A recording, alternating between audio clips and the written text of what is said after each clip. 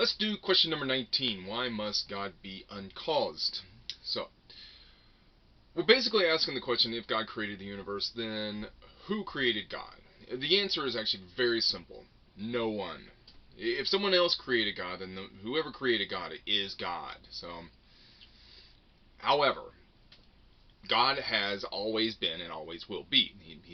That's what he is. He's a transcendent being. So he is outside of space, time, and matter, which means that God is outside of Einstein's theory of relativity.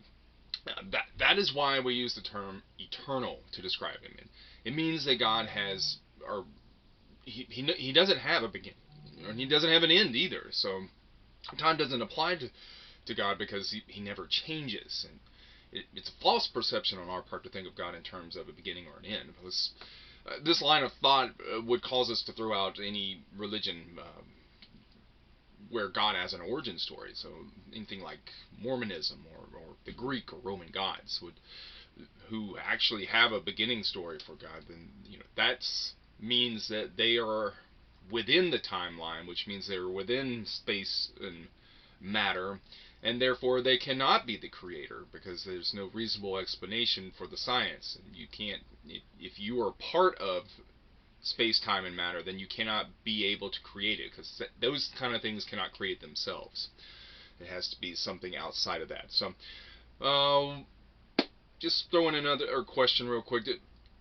Are there other religions where their God changes or has a beginning? I know we just kind of mentioned Mormonism, Greek and Roman gods, but with the exception of Christianity, they basically all do. So, for example, the Muslim god Allah will randomly change his stance on morality.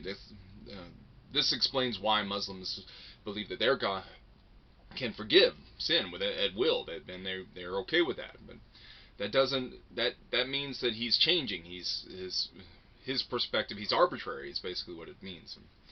So if you can change your mind about right and wrong, can you be eternal? Can you be an eternal being? Well, the answer is no. An individual who can change for better or worse is either progressing or they're digressing.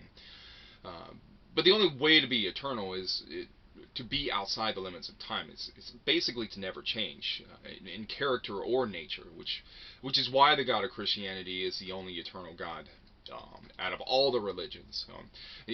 Again, you're trying, like a regular timeline, you have a beginning, you have an end, you have all these different changes in the middle. But with eternity, you have a line, or you can imagine a line, if you will, that just goes forever either direction. And the only way it works is if it never changes. Otherwise, there's progression, there's digression again.